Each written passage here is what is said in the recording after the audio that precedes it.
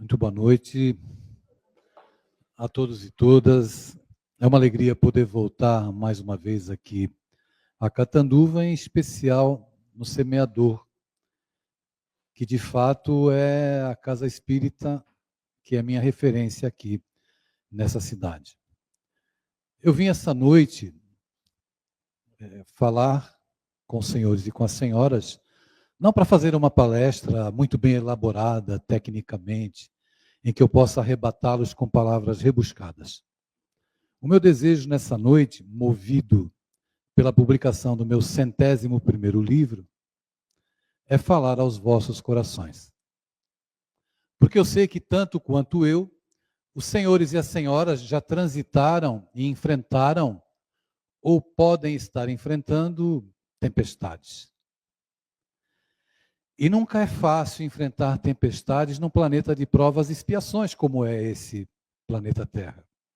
Então é evidente que em muitas circunstâncias, quando a dor nos sitia, nós temos dificuldade em concatenar o nosso raciocínio, em elaborar os nossos pensamentos, e a gente acaba se tornando refém dessa ou daquela situação que venha a nos desafiar ou que venha diretamente com uma mensagem de Deus, incompreendida a princípio, para nos convidar ao aprendizado.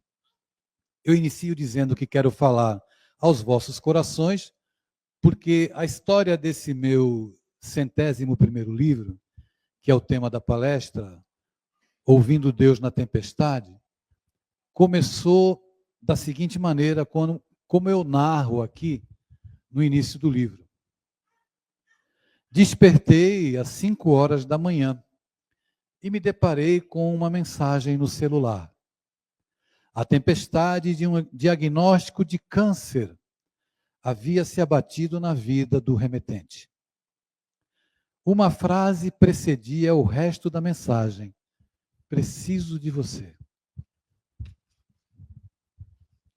A narrativa que se seguia a essas primeiras palavras era de um coração angustiado.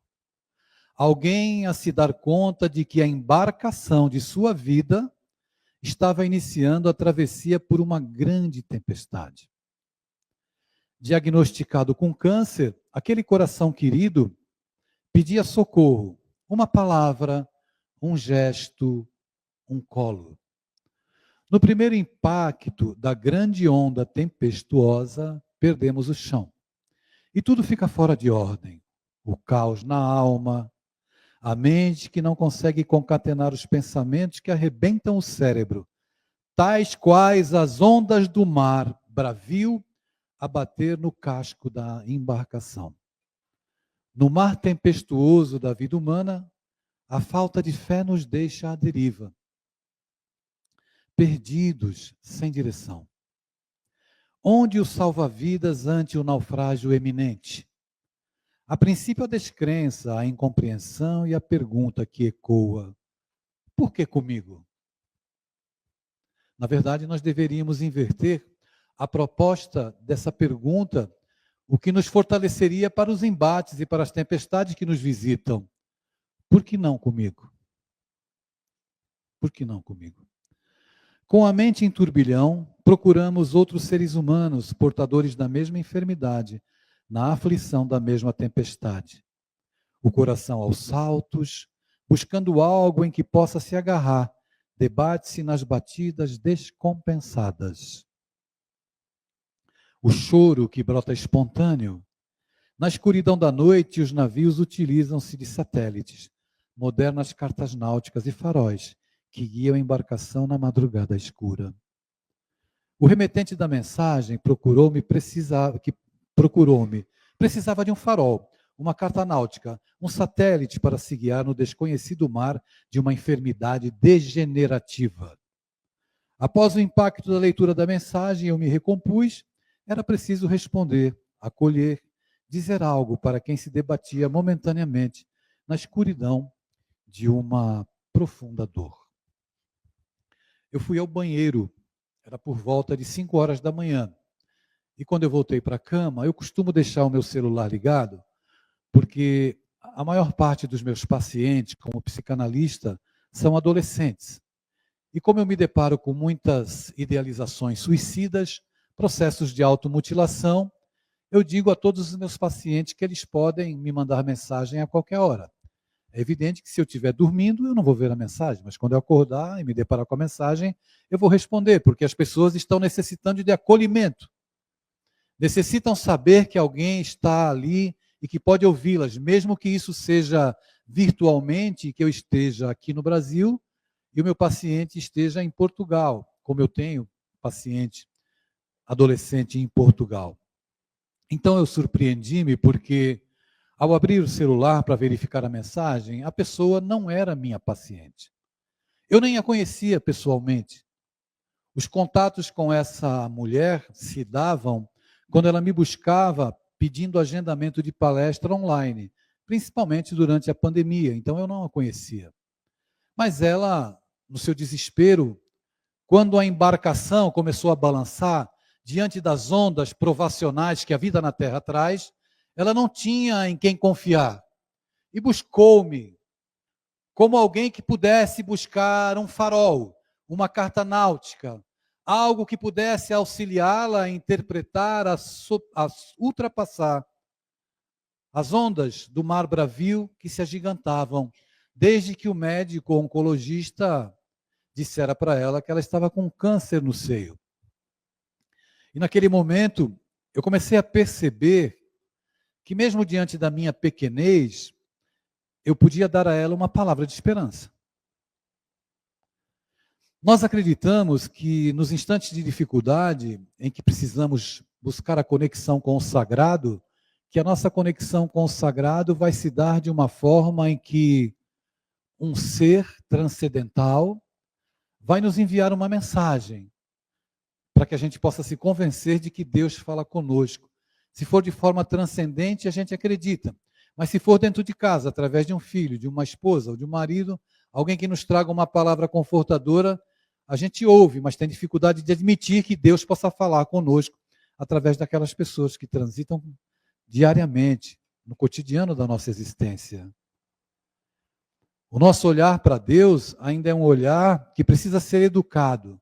Nós precisamos nos adestrar para compreender que Deus fala conosco antes, durante e depois da tempestade. Mas ele fala assim. E eu me dei conta que Deus queria falar por mim com ela. Então é evidente que eu não estou guardando aqui pretensões de ser um médium de Deus. Mas eu sou uma criatura de Deus. E Deus fala com as suas criaturas através das suas criaturas. É através das suas criaturas que Deus estende a mão. Mas nós somos muito exigentes quanto a esse contato. Nós queremos um protocolo. Queremos ter contato com Jesus, então esperamos aquela criatura, cabelo à moda nazarena, túnica alvinitente, porque eu vou acreditar que é Jesus. E não que ele possa se manifestar na boca de alguém dizendo para você duas palavrinhas: tenha força. Ou tenha paciência. Você já enfrentou tantas tempestades? Quantas vezes a embarcação da sua vida ameaçou sossobrar? Em quantos instantes da tua travessia por esse mundo te faltaram forças e você não sabia como lidar com as mais diversas circunstâncias? Foram muitas, não foram poucas e não foram as últimas, eu posso te informar, virão outras. Porque a vida na Terra é assim, ela é cíclica. Mas veja que interessante, eu fiz questão de colocar aqui na abertura do livro uma passagem do Evangelho, registrada por Mateus, no capítulo 8, versículo de 24 a 27, que diz assim: E eis que no mar se levantou uma tempestade tão grande que o barco era coberto pelas ondas. Ele, porém, estava dormindo. E os seus discípulos, aproximando-se, o despertaram, dizendo: Senhor, salva-nos, que perecemos. E ele disse-lhes: Por que temeis, homens de pouca fé? Então, levantando-se, repreendeu os ventos e o mar, e seguiu-se uma grande bonança. E aqueles homens se maravilharam, dizendo: Que homem é esse, que até os ventos e o mar lhe obedecem? Quando eu era menino, e morava em São Vicente, na periferia, o meu pai era maquinista no Cais do Porto. Na minha casa eram 8 crianças, então meu pai não ganhava o suficiente para dar presente para as crianças. Então, improvisava-se alguns brinquedos. E o meu pai aproveitou a goiabeira do quintal, que tinha galhos robustos, para improvisar um balanço. Ele comprou uma corda, pegou um pedaço de madeira, fez um banco e fez um balanço. E na minha casa era assim, imagine 8 bundas querendo sentar no mesmo balanço. Era briga para todo lado. Mas quando chegava a minha vez, que o meu pai me empurrava, eu ia lá no alto, era a maior alegria da minha vida. Quando a minha mãe me empurrava também, eu me sentia muito feliz, eu ia tão confiante. Mas quando algum estranho me empurrava, eu tinha medo. Eu não tinha a mesma segurança que o meu pai com a minha mãe. Por que eu estou contando essa história? E o que ela tem a ver com o balanço do barco, onde Jesus dormia? Sabe por que Jesus dormia? Porque ele sabia quem estava balançando o barco. Ele sabia quem balançava o barco, então ele não tinha medo. Mas os apóstolos, temendo a tempestade e o balanço do barco, entregaram-se ao desespero, tal como eu e você. Que nos entregamos ao desespero sempre que bate uma ventania que nos contrarie no desejo que nós anelamos, naquilo que nós acreditamos merecer, naquilo que nós acreditamos que o mundo nos deve, naquilo que nós entendemos que deva sempre corresponder às nossas expectativas. E a vida, evidentemente, a gente experimenta momentos de muita contrariedade. Então é claro que as tempestades, elas são as mais diversas, mas elas são potencializadas à medida que nós nos colocamos como criaturas muito frágeis, sem ter o mínimo de fé, ou o mínimo de compreensão, ou a capacidade de olhar no entorno de nós. Porque se nós conseguirmos dilatar um pouco mais o nosso olhar, nós vamos perceber que existem pessoas que estão já naufragadas no desespero, que se encontram em circunstâncias absolutamente delicadas, dolorosas, feridas, sem a mínima perspectiva de um momento novo. É claro que isso não nos basta, mas é importante que a gente comece a lançar um olhar para a vida com um pouco mais de gratidão. O que é gratidão? É a gente valorizar aquilo que a gente tem e parar de prestar atenção naquilo que a gente não tem. É deixar um pouco de lado, de elencar todos os desejos que a gente quer satisfazer e perceber que nós precisamos construir um caminho. Esse caminho passa inapelavelmente por dentro de nós mesmos, no desenvolvimento de um estado de consciência, de que eu preciso buscar uma maioridade, uma compreensão de que eu sou a pessoa responsável pela minha vida, porque é isso que os postulados da doutrina espírita enunciam para cada um de nós. Acabou a era da culpa, começou a era da responsabilidade. Essa semana eu estava em casa estudando e eu lia o livro A Felicidade, de Sêneca.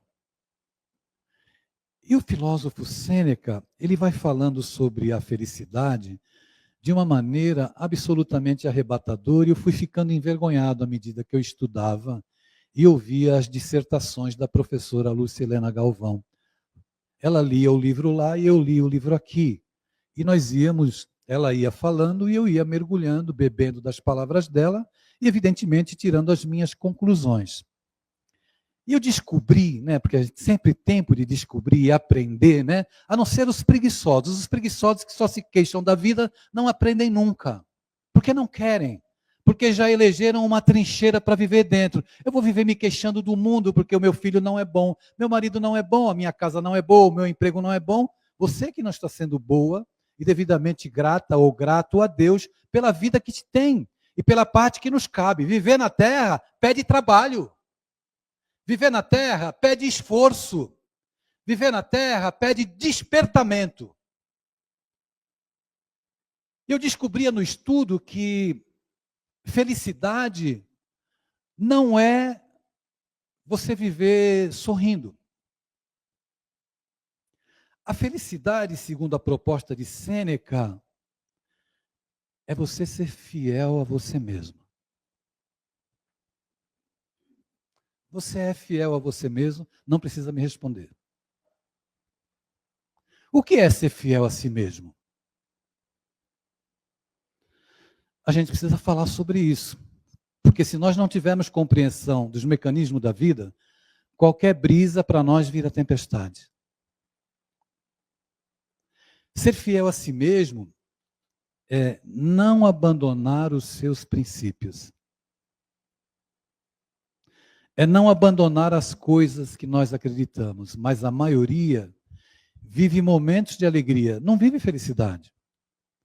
As pessoas confundem felicidade com momentos de alegria. A felicidade é um estado perene e de consciência que a vida não é fácil, mas eu vou fazer a minha parte. Eu vou fazer sempre o meu melhor. Meu casamento é perfeito? Não. Meu marido é perfeito? Não. Minha mulher é perfeita? Não. Meus filhos são perfeitos? Não, mas eu vou fazer a minha parte. Eu não preciso que as coisas, as circunstâncias à minha volta favoreçam para me convencer a ser uma boa pessoa. Para me convencer que eu tenho que fazer o melhor. Que se você chega azedo do meu lado, eu não vou ficar azedo por sua causa. Eu não vou contaminar o meu dia. Então, o estado de felicidade, ele é perene e pode ser permanente à medida que eu sou fiel a mim. Mas se vem alguém, me fala algo e eu me contamino com aquilo que o outro me demanda e me permito sequestrar pela ideia que o outro tem, é claro que eu não sou feliz, eu não estou nem convencido dos meus valores. Eu não me lembro se eu, na minha última vinda aqui, eu não lembro nem quando eu tive aqui, Ricardo. O ano passado? Eu não me lembro se eu falei desse livro de um rabino. Falei, Ricardo? Não falei, né? Eu tenho falado isso nas palestras como se fosse um mantra, porque é um mantra. Depois que eu ouvi essa frase, eu fiquei arrebatado. A minha filha me apresentou o livro de um rabino chamado Newton Bonder, que mora em São Paulo, que publicou um livro chamado A Alma Imoral. Nesse livro tem uma frase. Preste atenção, eu vou dar de graça para você, tá certo? Porque me deram de graça também. Ela é preciosa, é para você levar para o resto da sua vida. Preste atenção no que eu estou dizendo, eu não estou brincando. É para você levar para o resto da sua vida. A frase diz assim: a pior solidão é a ausência de si mesmo.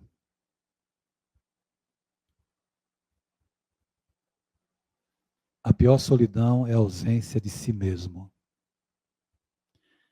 E aí, reflita. Você está ausente de si para ser aquilo que os outros querem? É evidente que você não vai ser feliz. Você está sendo aquilo que os outros querem? Você não está sendo fiel a si mesmo, como Sêneca pede? Gostaram da frase? Podem responder os encarnados, por favor. Gostaram? É poderosa, né?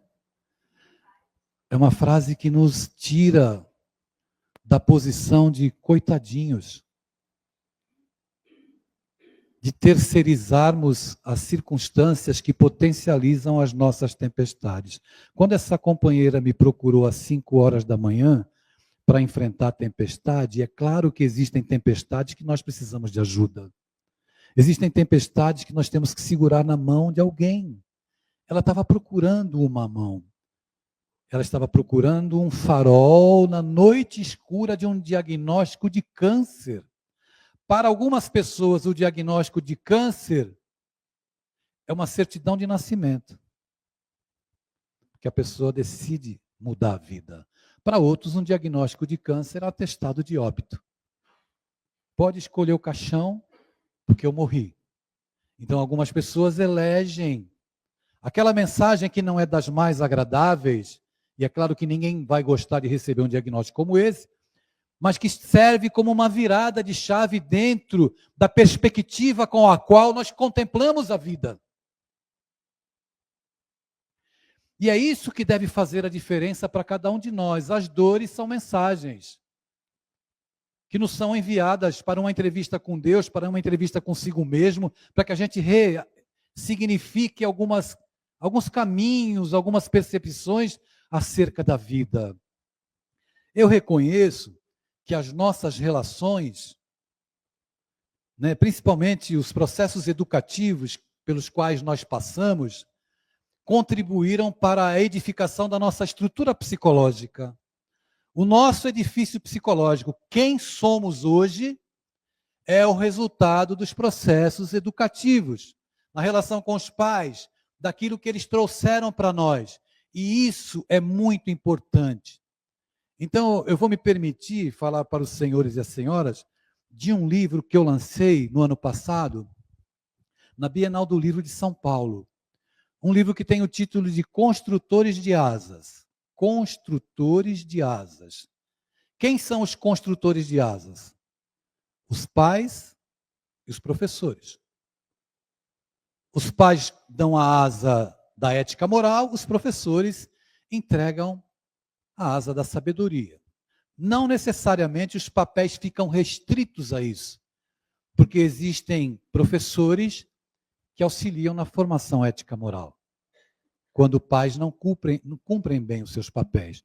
E existem pais que encontram tempo para serem pais, porque as pessoas não estão encontrando tempo para serem pais. E se interessam pelo estudo dos filhos, e participam, e querem saber como é que está a nota, e se interessam por acompanhar a lição. Pais. Existem pais e existem educadores. Lembrando que professores passam. Os professores passam, mas os educadores ficam. Então, quando eu lancei esse livro, e esse livro está me levando para fazer palestra no mundo acadêmico, nas escolas, jornadas pedagógicas onde eu estive recentemente. E aí eu separei aqui um trechinho para nós refletir. Olha que livro bonito, minha gente. Não é bonito? Olha que coisa linda o projeto gráfico. Olha só. Não é lindo? Pois é. Vocês sabem quem editou esse livro? Foi aqui a nossa editora da vossa cidade. Aqui com o querido Ricardo e com o Ari, que desenvolveram esse projeto gráfico espetacular. Então eu falo aqui de casos reais que eu passei nas escolas, com adolescentes, com professores.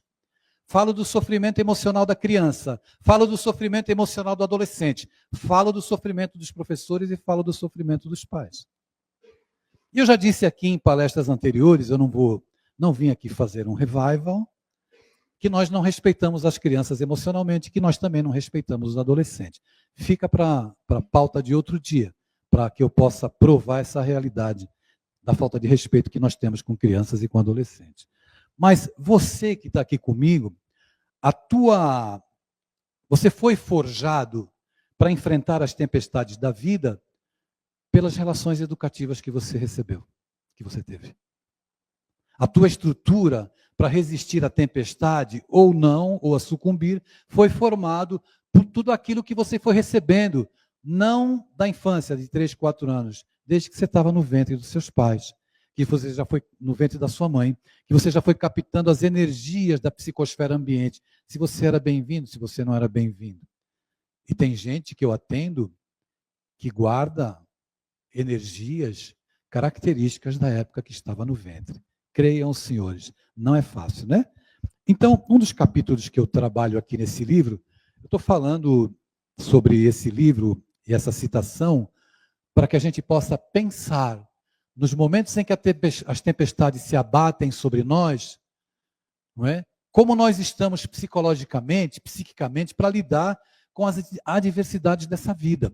Então, eu separei um caso aqui, porque esse livro tem muitos casos, né?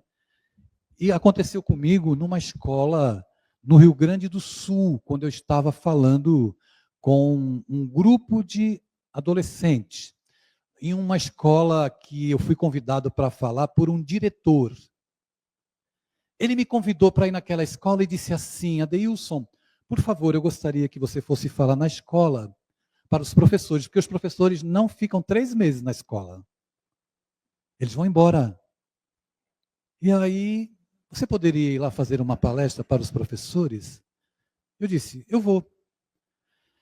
E eu morava em Porto Alegre na época, Ricardo, trabalhava lá com a Fergs, né?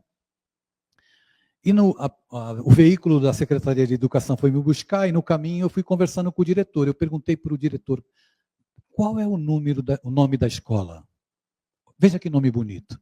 Colégio Rumo Certo. Não é bonito? Lindo nome, não é bonito, pessoal? Os espíritos saem de fora, não é bonito? É bonito. E o público que o colégio atende são crianças de periferia, são jovens. Aí me disseram a seguinte pérola antipedagógica. No colégio Rumo Certo, estudam todos os alunos que não deram certo nas outras escolas. Aí eu percebi por que os professores não paravam lá 3 meses. Então eu cheguei para falar para os professores, levei um vídeo, soldados norte-americanos voltando da guerra do Iraque.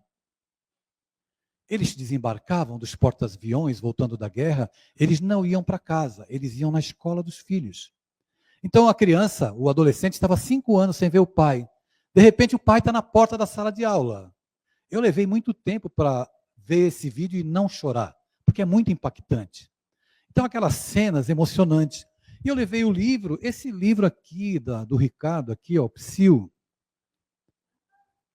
Levei esse livro, Ricardo. E passei o vídeo. Quando eu passei o vídeo, a professorada começou a chorar.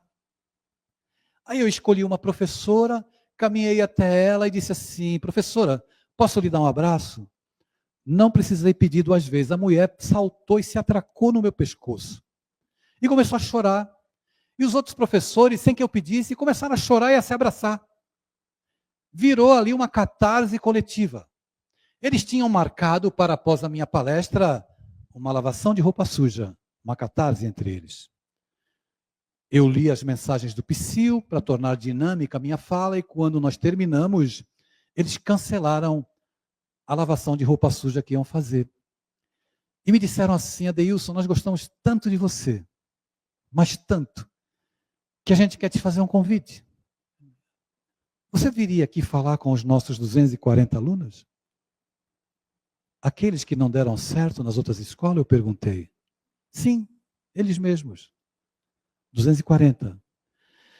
Eu disse, eu venho. 15 dias depois, pedi devidamente que separassem 4 turmas de 60. Percebam que a minha calvície não é à toa. Eu sou um homem corajoso.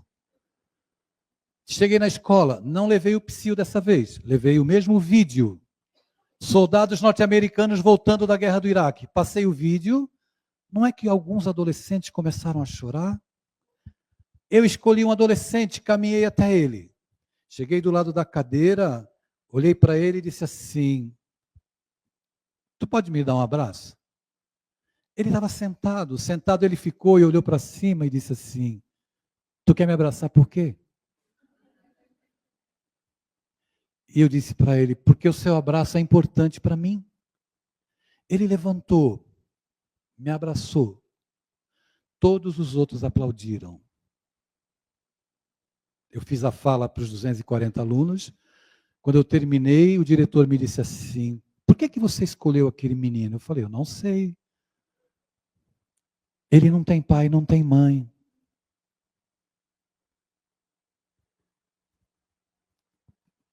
Passaram-se 15 dias, a secretária de educação da cidade lá do Rio Grande do Sul, que eu não vou dizer o nome, foi da Serra Gaúcha, mas eu não vou dizer o nome da cidade. Me chamou para uma reunião. Aí me contrataram, Ricardo. Aí eu desenvolvi um projeto chamado de inclusão emocional. Cada 15 dias eu ia na escola e fazia dinâmicas e conversava com aqueles adolescentes sobre inclusão emocional. Esse caso que eu ia iniciar a leitura e parei para contar a história, aconteceu lá. Um menino desses que não deram certo em outras escolas, pois felizmente o Colégio Rumo Certo não deu certo. Porque é injusto você segregar as pessoas diferentes. Isso não é uma prática pedagógica saudável. Então, o colégio, depois eles foram colocados em outras escolas, porque é obrigação, né, de quem educa tentar educar. Em uma cidade do interior do Brasil, a pergunta de um adolescente se tornou inesquecível. O meu pai corre atrás de mim com uma foice. O que é que eu faço para despertar o afeto dele? A pergunta foi feita para mim. Eu olhei naqueles olhos. O meu pai corre atrás de mim com uma foice. O que é que eu faço para despertar o afeto dele? E eu sigo aqui contando. Confesso que precisei de um tempinho para absorver melhor a indagação. A experiência educativa, em termos de relacionamentos entre pais e filhos, nos mostra que existem filhos mais maduros que os pais e pais que são preparados e agem como verdadeiros mestres no campo educativo dos seus filhos. Eu disse há minutos atrás que a minha fala sobre ouvir Deus na tempestade não pode ser apenas uma fala cega, tosca. Eu tenho que ter embasamento no que eu falo. E o meu embasamento é a sua história de vida. É a sua história relacional com seus pais, com seus filhos, com seu marido, com a sua esposa, é que vai me mostrar se você tem estrutura para suportar tempestades. Ou se você vai procurar uma rota de fuga no mundo, passando a madrugada gastando no cartão de crédito, como uma paciente minha. Quando ela surtava, passava a madrugada comprando na Amazon. Quando ela ficava lúcida que a Amazon ia entregar, ela dizia que não estava em casa e não recebia nada, para não ter que pagar. Mas ela precisava se anestesiar comprando. Tem gente que se anestesia no sexo, tem gente que se anestesia na maconha, tem gente que se anestesia na cocaína, no álcool. Porque viver a realidade, segundo Sêneca, para ser feliz, você tem que ser fiel aos seus princípios. E nós precisamos ser fiéis a nós mesmos. Qual é a frase do Rabino Newton Bonder? A pior solidão? Gente, está valendo nota para ir para o céu, pelo amor de Deus. A pior solidão... alguns responderam, os outros estavam todos ausentes aqui. A pior solidão é a ausência de si mesmo. A gente precisa pensar. É a escada para chegar a Deus, não é a escada de Jacó. É o pensamento. Para conceber Deus, como propõe o Espiritismo, através de uma fé raciocinada, em que você seja você mesma, seja você mesmo, nas suas lutas, nas suas buscas, nas suas conquistas. É necessário que você seja fiel. É necessário que você não se abandone. Tá, você teve uma história difícil com seus pais? A maioria tem. Não porque os nossos pais são ruins, porque eles também tiveram histórias difíceis. O Espiritismo veio para quebrar esse paradigma. Essa história do cachorro correr atrás do rabo e nunca alcançar o rabo. O Espiritismo veio para você olhar, aquele que me fez o mal pertence a ele, não é meu. Então o menino, como é que eu faço para o meu pai gostar de mim? Porque ele corre atrás com uma foice.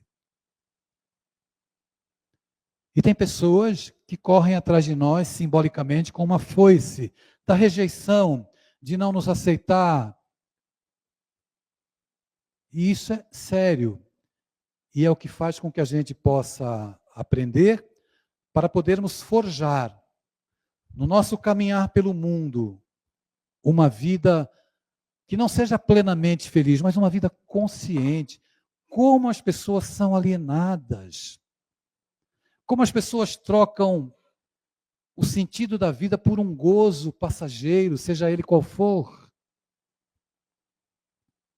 Nós podemos buscar Deus. E você pode me perguntar, mas onde eu encontro Deus? Os Espíritos ensinam, no início do livro dos Espíritos, olhe o que tem à sua volta, o que não foi feito pelo homem, por Deus foi feito. Mas você encontra uma porção de Deus olhando para um ser humano, assim como você pode pensar no oceano olhando para uma gota d'água. Se você tirar toda a poluição que existe em nós, do belo que existe em nós, do amor que cada um carrega dentro de si e não se apercebe, você vai encontrar a porção divina, o DNA de Deus. Se uma gota d'água com lama estiver sob seus olhos e você tirar toda a porção da lama, você vai conseguir ter percepção do que é um oceano. Isso é algo que nós precisamos pensar. Sair do estado de letargia, da letargia da queixa, da mágoa, da reclamação constante, de nos colocarmos na posição daqueles que devem ser atendidos nos seus petitórios, nas suas exigências descabidas, nas exigências que atendem o nosso orgulho. Não é para que a gente não lute, não busque os nossos ideais, não construa, não se eleve, não cresça, não ganhe dinheiro. Mas é para que a gente caminhe na terra como seres humanos. Está difícil, mas eu não vou desistir. O mal está sendo feito para mim, não é meu, é teu. As coisas que tu fazes, é a tua história que tu constróis, que tu vais tecendo, escrevendo com o lápis das atitudes no caderno da tua consciência. E essa lição escrita no caderno da nossa consciência, amanhã nós precisaremos passar pela prova do aprendizado. Então eu convido os senhores a prestarem atenção em Deus, porque Ele vai falar com você, não numa mensagem vinda do céu, uma mensagem vinda do céu por alguém da terra que vai te falar. Se acalma. Você é importante. Está chorando por quê? Se você tem um Deus que cuida de você e jamais te esqueceu. Ele sabe de tudo que você está passando. E mandou te dizer que Ele está cuidando. Lembra de onde você veio e até onde você chegou? Lembra de todos os livramentos pelos quais você já passou? Nem era para você estar aqui. Mas Deus mandou falar que Ele vai colocar a mão sobre a tua vida e vai te abençoar. Levanta. Tem muita gente que te ama. Não chore. Quem cuida de você não dorme. Deus mandou te dizer que vai acontecer. Deus mandou te falar que tudo vai passar. Se te faltam forças para enfrentar a tempestade, silencia, se abriga, espera. Não tome decisões com base no ímpeto, na reação descabida. Não se insurja como contra uma dor sobre a qual você não tem controle nem domínio. Preste atenção que essa mensagem que chega e te faz dobrar os joelhos, vem trazer no seu bojo uma proposta de renovação do teu olhar para a vida, do teu olhar para si mesmo, para que tu possas crescer e seguir em frente. A gente está se encaminhando para o final do nosso encontro. Eu queria mostrar para vocês um motivo de muito orgulho para mim. Muito orgulho. Orgulho no sentido de conquistar, né? Quem me conhece, conhece um pouco do meu trabalho. Quem não conhece, pode me seguir lá no Instagram, @DeilsonSalesOficial. Seguir não, pode obsediar que espírita não segue, né? Obsedia, não é isso? Pode me obsediar lá no Instagram, @DeilsonSalesOficial. e você vai conhecer um pouco do meu trabalho. Eu lancei o meu 100º livro, O Ouvindo Deus na Tempestade, o 101º, e o meu 100º livro foi esse aqui, olha, O Livro dos Espíritos para Crianças. Foram 4 anos estudando para poder descobrir como escrever. Então, aqui no primeiro volume, eu trabalho da questão número 1 a 584 do Livro dos Espíritos, em histórias que você vai poder contar. Você já falou sobre fluido vital com a criança? Já falou? Acredito que não, mas com esse livro você vai falar. Você já falou sobre as múltiplas existências com a criança? Com esse livro você vai conseguir falar. Tem uma história encantadora. Então você está convidado a conhecer o nosso trabalho.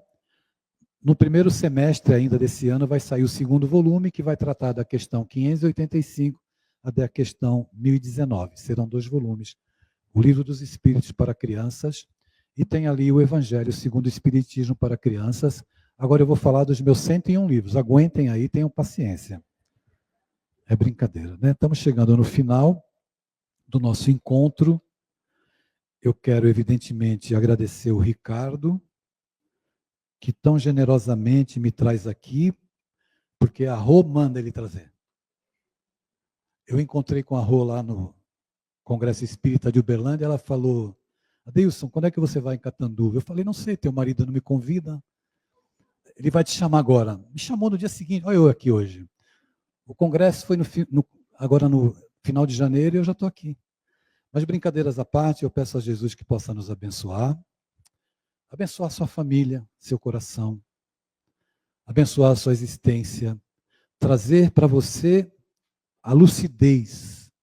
Se existe algo bom e belo para a nossa vida, é a lucidez. E essa lucidez pede que nós possamos nos contemplar com compaixão.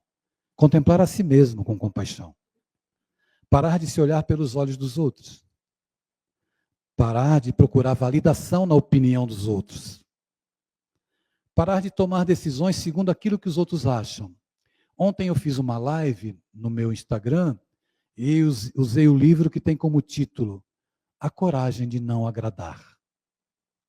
Você já pensou se Jesus tivesse vindo à Terra preocupado em agradar todo mundo? Hein, minha gente? Ele ia ter que marcar uma hora comigo, psicanalista, coitado. Porque quem quer agradar todo mundo precisa de tratamento. Não é? Precisa olhar para si com amor. E todos aqui, todos, são os grandes investimentos de Deus na Terra. Tome consciência disso, que você é um grande investimento. Valorize-se. Tenha olhos de amor para si mesmo. E na hora em que você lembrar de algum sofrimento, na infância, gerado pela educação castradora, violenta ou algo assim, não se esqueça que agora é a hora de você decidir o que você vai fazer com o que os outros fizeram para você. Mas se você quiser ainda se abrigar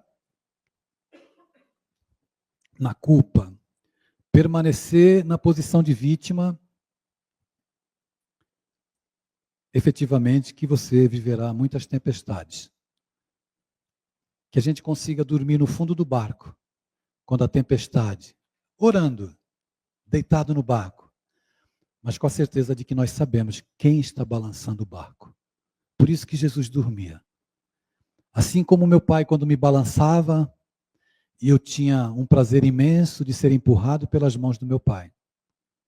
O Espiritismo vem ao mundo para te dizer ao teu coração, é lá no fundinho do teu coração, quando o teu barquinho começar a balançar,